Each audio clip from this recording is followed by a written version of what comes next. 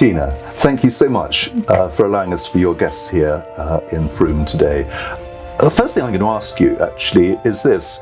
Winstone's Hunting Raven. What is the Hunting Raven? So the Hunting Raven now hunts for books, high and low. But originally, when the bookshop first started, before it became part of the Winstones family, it was run by a chap who also had an independent press in the town. And it was very much about the local area and about legend and folklore. And it was related to the myth legend of Bran's Head and the ravens hunting for Bran's Head. So the press was Bran's Head, the bookshop was Hunting Raven, and now we're very happily a Winstones Hunting Raven. And the bookshop itself also has deep roots in history, dating back how many years? 40 years we've been here in one form or another. We've hopped around the town a little bit, and we've been in this building for over 20 years now. So yeah, we're very long established and very well loved in the town as well. And what sort of role do you feel that the shop plays as an independent bookshop here in Frome? Oh, do you know, we go well beyond books all the time. I feel like we're part tourist centre. We're where people come for the big conversations, because books are about everything that life's about. And what I find the best about bookshops is that you grow with people. They want to discuss their lives with you. You know what's important to them. They come seeking kind of help. They come seeking reassurance. They come seeking comfort. And you're completely part of that journey. And we really get to know our customers so well. So, I've been here 8 years now managing. And so that means that I've seen children who were babies become grown children, and children who've become adults. And it's just such a joy. It's such a beautiful thing to be part of. So Tina, when did you first come into this wonderful, wonderful shop? Well, although I started managing it 8 years ago, that wasn't my first foray into the bookshop. I've actually worked here twice. I worked here in 2010 when I first came back to Frome, but I grew up here. So this is the bookshop that I came into when I was a child, and I was buying my books and I was forging my love of reading. So it's always felt like my bookshop, and now I might be the one putting the books on the shelves, but I really feel like when I see kids come in now, and I remember that I was once that child who walked through the doors of Hunting Raven, I want it to feel like it's their bookshop as well. Like that's why it's so important to me. So Hunting Raven, not just about community, but really family as well. Yeah, absolutely, 100% about family, community, and about those ties that keep a community and a town together. Yeah, it's a real meeting place, and everybody's welcome. That's the thing that's the most important to me. I want anybody who lives in Frome and anybody from beyond to walk through those doors and feel welcome. But it's not just the community and families who feel that this particular bookshop is at the centre of their lives. It's authors too. Absolutely, and Frome, we are so lucky with authors. We punch well above our weight when it comes to having incredible authors in the town. So we're really lucky to count amongst the authors that we have here. We have Libby Page, we have Amy Jeffs, who was a Mere Festival guest only a couple of years ago, I think. And we also have the lovely Andrew Miller, who was shortlisted for the Booker Prize last year. And I love Andrew because he gave us a really nice shout out in his Booker media rounds. And he said something that I deeply agree with, which was that a town without an independent bookshop is missing one of its vital organs. So I very much thank Andrew for that one, but he's a great friend of ours as well. So Tina, perhaps the hardest question of them all, because you are surrounded in just wonderful literature from so many disciplines by so many authors, poets, playwrights, and what is your singular, I wonder if I should ask what the discipline is first. What discipline draws you within literature? And what is your favourite book recent published for this year?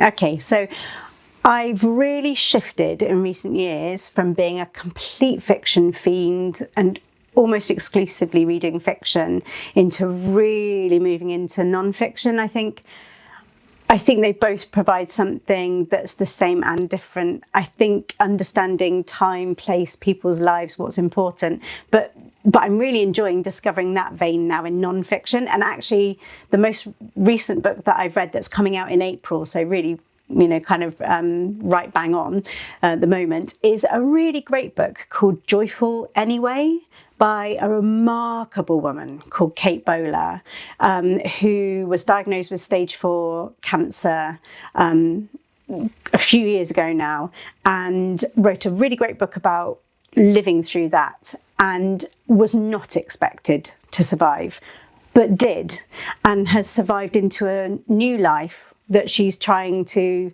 accept and make her own again.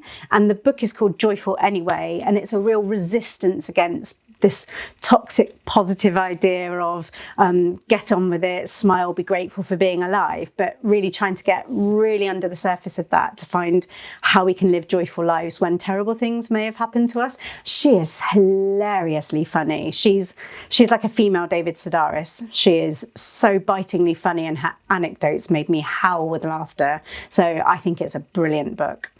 I think increasingly in today's publishing world, we're seeing, are we not, a really a sort of focus on these issues that look at elements.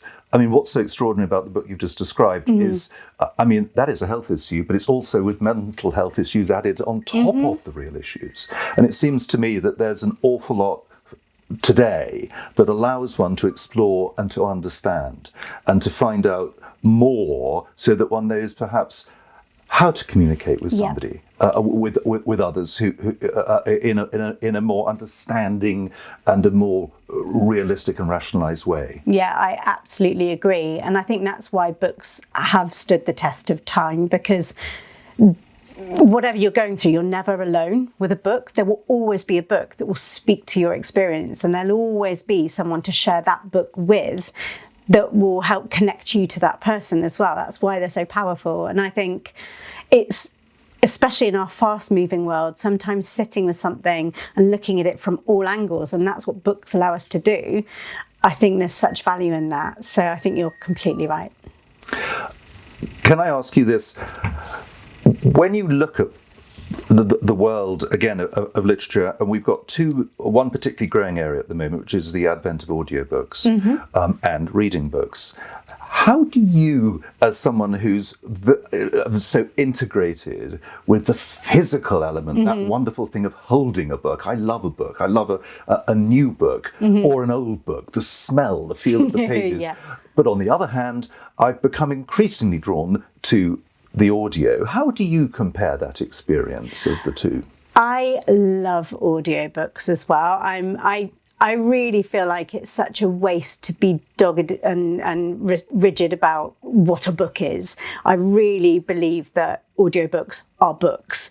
And for those times when, as a busy mum, I'm folding laundry, I'm washing up and putting children to bed, I can still be engaged with the books that I love the best when I'm listening to an audiobook or on a long car journey. So there is a place for everything, I think. And as we enter the year of reading, this 2026 is the year of reading. I think it really brings home to me that we need to break down the barriers that stop people from being drawn to books, and that some of that is about how they can access them. And I think audiobooks are brilliant for busy people who often have their hands full but don't want to miss out on the brilliance of books. So yeah, I'm fully behind audiobooks as well, but I happen to agree that there's nothing quite like the smell of a new book. So it's physical books for me all the way. With your experience in this wonderful world of books, what would you have pointed to as the best sort of books to bring into festivals? And what do you believe would draw the best audiences to literary festivals? I think that there's two things, in my opinion. So the first thing is a book that takes the reader beyond the page, where the conversation doesn't start and end with what's between those covers.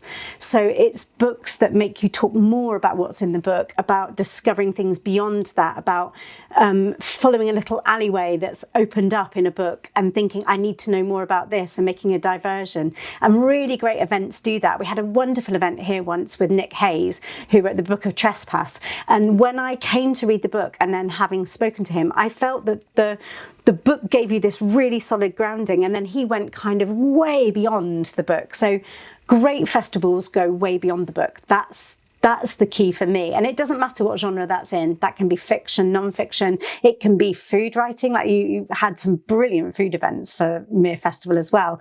So it's books that go beyond the page. And then I think the second thing is finding authors and speakers who are so passionate about what they've written about, so connected to the thing that they've written, and so interested and curious about how the world outside of that book is receiving it. That's another thing I think that can really light an event on fire, having an author who just captivates a room. I think Mere does that particularly well, of finding those authors and sharing them with us. So we're really lucky to have Mere. The authors, just coming back to that again, because it interests me. In the selection of authors, one can be dazzled by celebrity, and you think you should be, and one does, inviting huge names. But is it also the case that some who perhaps aren't so well known have a rapport with an audience that surprises and shocks those who have come? Absolutely. Some of the best events we've ever done have been well attended because of the subject matter that's being spoken about. And often people come along really taking a chance because they've never heard of the author, or they've never particularly heard of this book before. And I find that's where the real magic in the room happens. There's nothing better than being introduced to an idea or an author that you hadn't known about. So, I mean, I always urge people when they go to events, don't just stick to the names that you know, like dig a little deeper and go and put your bottom on a seat of an event for somebody you've never seen speak before, because I think there's real magic in that, definitely. Mere Literary Festival celebrates its 30th birthday next year. And I really wanted to ask you, particularly as someone who knows this corner of the world so well, Mere sits at that extraordinary position on the border of three counties, Dorset, Wiltshire and Somerset. But what makes it particularly special, and what would your message be to festival goers, and indeed to those who perhaps have never been to a literary festival? What would your message be as to why it matters? Well, I think for anybody who's lucky enough to live here in this kind of crux of these three counties already knows why we're lucky. It's so beautiful. The landscape is beautiful. It's shifting. We have amazing historic towns. It's just the best place to live. And because of that, it makes just the best place to visit too. I'd also say that it really feels, when you live in rural places, that often the world exists elsewhere, that interesting things happen outside of that, and that we usually have to travel into cities to go to interesting things. And I think we're so lucky to have this festival where it is, drawing on everything in life: art, literature, poetry, fiction, food, and it's all here waiting for us. And we're so lucky to live on its doorstep and to come to the festival from our own homes. But if you've not had the pleasure of visiting Mere and the surrounding towns and villages, you're in for such a treat. It's such a great place to visit, it really is. Let me ask you this. It's an important year this year, and it's been designated the National Year of Reading. What does that mean to you, and how practically can we support that through Mere Literary Festival? Well, I think firstly, Mere Literary Festival have really taken on the mantle for this already by supporting Read Easy, a project that helps support other people to read for pleasure. And I think that's a really lovely way to support a reading charity this year, is to support the Mere Festival. For me, the year of reading, the thing that I most want to see happen this year is to break down barriers that prevent people reading. So for me, it's not a year where us lot that love books get to wax lyrical to other people who love books and love reading, but fail to acknowledge what stands in most people's way. And that might be economic barriers to reading, being able to access reading material.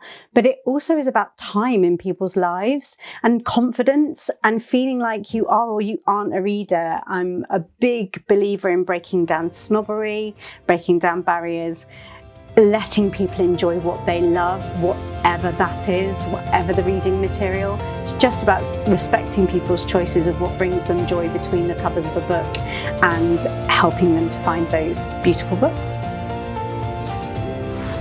Brilliant. Thank you.